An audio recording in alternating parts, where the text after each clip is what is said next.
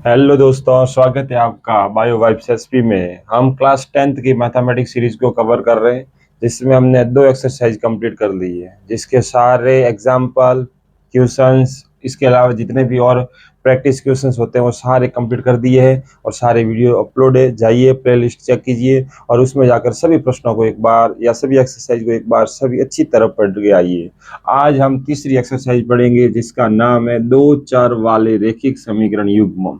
हर बार की तरह इसमें भी हम चैप्टर के नाम से, एक्सरसाइज के नाम से हम समझ जाएंगे कि हम इस एक्सरसाइज में क्या पढ़ने वाले, यानी पूरे चैप्टर में क्या आने वाला है वो हम चैप्टर के नाम से समझेंगे। सुनो, सबसे पहले चैप्टर का नाम क्या है? दो चर। फिर का क्या कहा जा रहा है? रैखिक समीकरण। फिर कहा है युग्म। चैप्टर के नाम से समझते हैं। दो चर यानी यहां पर आप जितने भी समीकरण पढ़ेंगे उसमें कितने चर मिलेंगे? दो चर मिलेंगे। मैंने पहली एक्सरसाइज में बताया, दूसरी एक्सरसाइज में बताया और अब भी बता रहा हूं। एक तो होता है चर और एक होता है अचर। चर का मतलब होता है जिसका कोई मान फिक्स नहीं हो। जैसे कि मैं कोई अल्फाबेट का रूप ले मान लेता हूं, जैसे कि मैंने x मान लिया, y मान लिया, z मान लिया, जिसका मान कुछ भी आ सकता है। जैसे कि x के बराबर 1 आ सकता है, 2 आ सकता है, जैसी कंडीशन वैसा आ सकता है। एक होता है अचर जिसका मान फिक्स होता है, यानी संख्यात्मक मान। जैसे मैंने 5 मान लिया तो 5 बराबर क्या? 5 तो 5 ही है, इसके बराबर क्या आ सकता है? ये तो फिक्स मान है। यानी इसमें कितने चर रहने वाले? दो चर रहने वाले हैं। दो चर कोई भी हो सकते हैं, ए और बी हो सकता है, एक्स वाई हो सकता है। हम मोस्टली एक्स और वाई को मानते हैं तो हम यहाँ पर दो चर ले लेते हैं, एक्स और वाई। फिर कहा है रैखिक समीकरण है। समीकरण कैसा है? रैखिक। हमने देखो दूसरी प्रश्नावली बहुपद पढ़ा, तब घात के आधार पर समीकरण को डिवाइड किया था। घात, पावर, या जिसे कह सकते हैं डिग्री, डिग्री के आधार पर। जब पावर 1 हो तो उसे कहा जाता है रैखिक समीकरण। जब घात 2 आ जाती है तो उसे कहा जाता है द्विघात। 3 घात आ जाती है तो उसे कहा जाता है त्रिघाती। तो यहाँ पर पूरी एक्सरसाइज में समीकरण कैसे रहने वाले? रैखिक समीकरण। रैखिक समीकरण का मतलब जिसकी घात कितनी रहने वाली? 1 घात। अधिकतम घात कितनी होगी? 1 घात होगी। ऐसे समीकरण होंगे और ये सारे समीकरण किसके रूप में मिलेंगे? युग्म के रूप में। युग्म का मतलब पेड़, जोड़े के रूप में। यानी कि यहाँ पर समीकरण कभी अकेला नहीं होगा, दो दो समीकरण साथ में लिखे जाएंगे। दो चर वाले, दो चर कोई भी हो सकते हैं। जैसे मैंने एक x मान लिया, एक y मान लिया, और उसकी अधिकतम पावर 1 रहेगी और वो जोड़े में रहेंगे। यानी एक समीकरण है तो एक और आपको ऐसा कैसा देखने को मिलेगा, दो समीकरण होंगे। इस तरीके से हमें इस प्रश्नावली में ये पढ़ना है, दो चर वाले रैखिक समीकरण युग्म। युग्म का मतलब जोड़ा, जिसके अंदर साथ में दो दो समीकरण रहेंगे। ठीक। अब इन समीकरण को हल करने के लिए इस प्रश्नावली में हमें कुल 3 विधियों से अध्ययन करना है। एक सबसे पहली है ग्राफ विधि, या जिसे हम कह सकते हैं आलेख विधि। और ये तो हम 9 से पढ़ते आ रहे हैं, ग्राफ या आलेख विधि क्या होती है। दूसरी विधि है प्रतिस्थापन विधि। प्रतिस्थापन विधि, एक समीकरण को हल करेंगे और उसका मान दूसरे समीकरण में रखेंगे।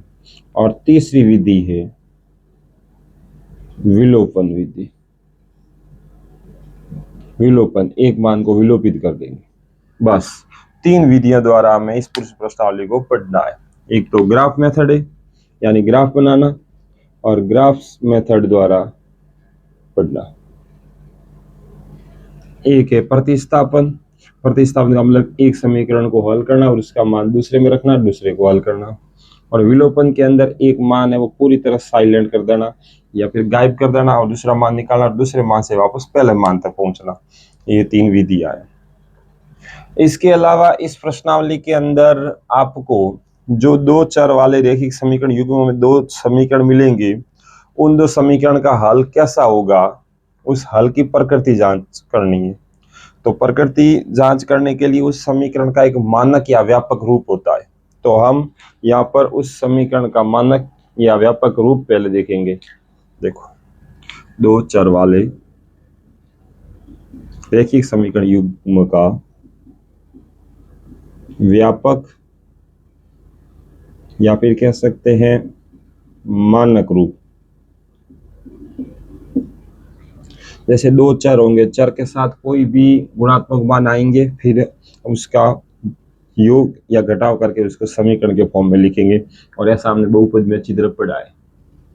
तो हम यहाँ पर लिखेंगे ax प्लस by, दो चर आगे, यहाँ पर कोई इसके गुणात्मक मान है, प्लस कोई भी अचर पद आ सकता है, वैसा का वैसा ax plus by plus c बराबर 0 समीकरण नंबर 2। ये व्यापक रूप है। अब समीकरण दो है, तो इसमें a सेम नहीं होगा, इसलिए हम यहाँ पर कुछ मान लेते हैं। जैसे कि समीकरण 1 में a1 को 1 मान लिया, तो 2 में a2 मान लेंगे, इसमें b1 तो इसमें b2, इसमें c1 तो इसमें c2। और यहाँ पर हम a1 a2 b1 b2 c1 c2 इन तीनों के बीच में हम अनुपात निकालेंगे, और उस अनुपात से हम समीकरण की हल की प्रकृति बताएंगे। हल की प्रकृति, हल की प्रकृति से तात्पर्य हुआ कि हल कैसा होगा, संगत होगा, असंगत होगा, या फिर कह सकते हैं कि आप समीकरण को देख के केवल कोई भी मैं दो समीकरण लिख दूं, ऐसे ही कि 2x प्लस 3y माइनस 4 बराबर 0। एक और लिख दिया, जैसे 4x प्लस 6y माइनस 9, ये समीकरण नंबर 2। इसको हल किए बिना बताना है कि इसमें हल कैसा होगा। आप सुन रहे हो मैं क्या कह रहा हूं? हल करना नहीं है, लेकिन हल की प्रकृति बतानी, हल कैसा होगा, तो वो हम बताएंगे कि हल संगत होगा, असंगत होगा, या फिर इसको हल करने पर इसके अंदर जो मान आएंगे वो कैसे होंगे, वास्तविक होंगे या फिर काल्पनिक होंगे, या फिर हल नहीं होगा। इसके अलावा हम ग्राफ या आलेख का प्रकार भी बताएंगे कि आलेख कैसा होगा, प्रतिच्छेदी होगा या फिर संपाती होगा या फिर समांतर होगा, यानी रेखाएं खींचेंगे तो उस रेखाओं की प्रकृति भी बताएंगे। तो कुल मिलाकर हमें इस चैप्टर का ओवरव्यू समझ में आ गया है कि हमें इस चैप्टर में क्या पढ़ना है। इस चैप्टर में हमें दो समीकरण मिलेंगे, और उन दो समीकरण को एक तो उनमें हल की प्रकृति जांच करनी, जो हम a1 a2 b1 b2 c1 c2 से आगे एग्जाम्पल लेके सबकी जांच करेंगे। फिर उनको हल करना, एक तो ग्राफ विधि से हम सीखेंगे, एक प्रतिस्थापन विधि से सीखेंगे, एक हम विलोपन विधि से सीखेंगे। तो चलो पहले हल की प्रकृति जांच करते हैं, फिर तीनों विधियों से बारी बारी से सारे प्रश्न करते हैं और सारे एग्जाम्पल करते हैं। Let's continue. यहाँ पर तीन समीकरण दिए हुए हैं, और तीन समीकरण में हम a1 a2 b1 b2 c1 c2 की तुलना करके हम उसका ग्राफीय निरूपण बताएंगे और बीजीय निरूपण बताएंगे, यानी कि ग्राफ कैसा बनने वाला है और उसका हल कैसा रहने वाला है, या हल कितने आएंगे और कैसे आएंगे। चलो ये हम जानकारी लेंगे।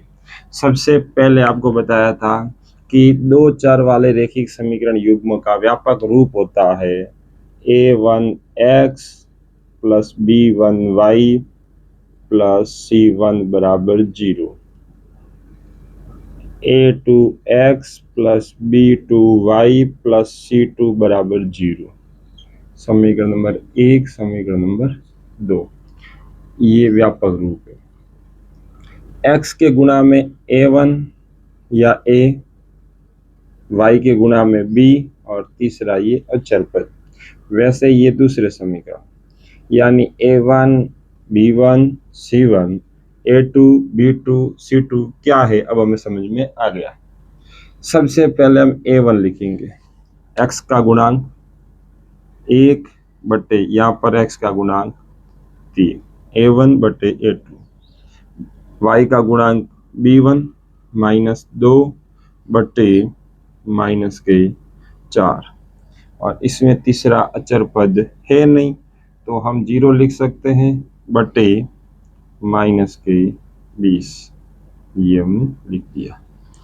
दूसरे में आते हैं तो यहाँ सीधा दिख रहा है 2 बटे 4, ये लिख दिया 2/4 और दोनों ही कट रहे हैं। 2 में 2 का भाग 1 बार और 4 में 2 बार। दूसरा लिखते हैं 3/6, दोनों में 3 का भाग जा रहा है। 3 का भाग 3 में 1 बार और 6 में 2 बार। और यहाँ पर है माइनस के 9/18, 9 का भाग 9 में 1 बार और 18 में 2 बार, और माइनस से माइनस कट गया, दिया या प्लस का। तीसरे पर आते हैं x का गुणांक 1/2, दूसरे में 2/4, 2/4, दोनों में 2 का भाग जा रहा है। 2 का भाग 2 में 1 बार और 4 में 2 बार। -4/-12, माइनस से माइनस कट गए और 4 का भाग 4 में 1 बार और 12 में 3 बार। अब हमारे पास A1, A2, B1, B2, C1, C2 सब कुछ आ गया है। अब हम अनुपात की तुलना करेंगे। सबसे पहले ये देख के बताइए 1/3 और माइनस के 2/4 बराबर है? नहीं, पहला अनुपात ही बराबर नहीं है, तो दूसरे पर तो जाने की जरूरत नहीं है। A1/A2 नॉट इक्वल B1/B2, ये पहला अनुपात बराबर नहीं है। जब पहला अनुपात बराबर नहीं है तो ऐसी कंडीशन जब भी आती है तो स्टूडेंट ध्यान रखना, ग्राफीय निरूपण या ग्राफ के अंदर जो रेखाएं होगी वो प्रतिच्छेदी होगी। कैसी होगी? प्रतिच्छेदी रेखा। प्रतिच्छेदी रेखा, जैसे कि हम इस तरह ग्राफ बनाएंगे तो उसमें 2 रेखा खींचेंगे, एक और ये दूसरी, तो प्रतिच्छेदी रेखा होगी। एक जगह काट रही है तो उत्तर भी कितने आएंगे? 1, यानी यहाँ पर एक हल होगा। और एक हल को गणित में कहते हैं अद्वितीय हल। कैसा हल? अद्वितीय। अद्वितीय का मतलब दूसरा, अ का मतलब नहीं, यानी इसके जैसा दूसरा कोई हल नहीं, वैसा एक ही हल होगा। ध्यान रखना, एक हल है और वो कैसा हल होगा? अद्वितीय, यानी इसके जैसा और कोई नहीं।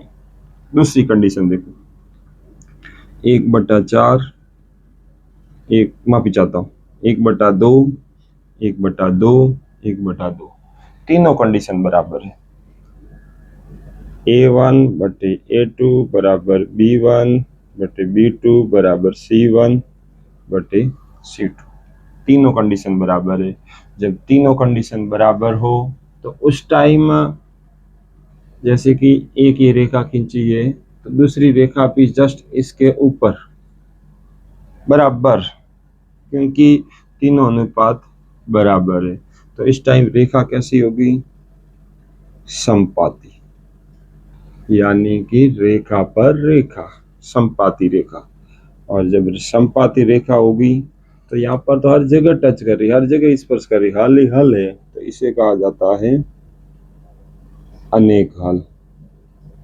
ऐसी कंडीशन आए तो साथियों क्या लिखना है? अनेक हल। तीसरा 1/2, पहला अनुपात बराबर है यहाँ पर, लेकिन ये बराबर नहीं है। A1/A2 equal B1/B2, B1/B2 equal C1/C2, तीसरा इक्वल नहीं होगा। और जब ऐसी कंडीशन आती है तो कैसी रेखा होगी? समांतर रेखा। कैसी रेखा होगी? समांतर। और जब रेखा समांतर होगी, यानी मैंने ये ग्राफ बनाया, इसमें ये रेखा एक दूसरे कभी काट ही नहीं रही, आगे भले कितनी बड़ा हो, और जब दो रेखाएं आपस में काटती नहीं है तो कहीं हल ही नहीं है, यानी कोई हल नहीं। यहाँ पर साथियों आपको 2 कंडीशन अच्छी तरह समझ में आ रही होगी। एक तो ये आ रही है कि यहाँ पर एक हल है, यहाँ पर अनेक हल है, लेकिन ये कंडीशन जिसका कोई हल नहीं है। तो जब एक हल हो या अनेक हल हो तब हल तो हो रहे हैं, मतलब कंडीशन तो सॉल्वर्ड जैसी है, लेकिन यहाँ तो अनसॉल्वर्ड है, हल करने जैसा कुछ है ही नहीं। तो जब एक हल हो या अनेक हल हो, ऐसी कंडीशन में हल तो हो रहा है, कुछ तो उत्तर आ रहा है, कुछ न कुछ तो मिल रहा है, तो ऐसी कंडीशन को कहा जाता है संगत हल। कैसी हल कहा जाता है? संगत हल। लेकिन जब कोई हल नहीं हो तो उसे कहा जाता है असंगत हल। तो कुल मिलाकर अब दोस्तों आपको समझ में आ गया होगा कि यहाँ पर हमें हल कितने प्रकार के पढ़ने हैं, 2 प्रकार के। एक संगत हल जिसमें हो सकता है एक हल या अनेक हल, और एक होता है असंगत हल जिसमें कोई हल नहीं होगा। और ये सब कुछ डिवाइड, या मैं कैसे कह सकता हूँ कि ये सब कुछ डिपेंड करेगा A1 A2 B1 B2 C1 C2 के अनुपात पर। ये अनुपात अच्छी तरह दिमाग में बिठा लो कि कब कैसा अनुपात होगा तब कैसी कंडीशन बनेगी। ठीक, अब हमने तीनों प्रकार के हल पढ़ लिए हैं। अब हम चलेंगे इनको हल करने की विधियों की ओर। जो 3 मेथड बताए आपको, कौन कौन से बताए, एक बार नाम लिखना। ग्राफ, प्रतिस्थापन, विलोपन।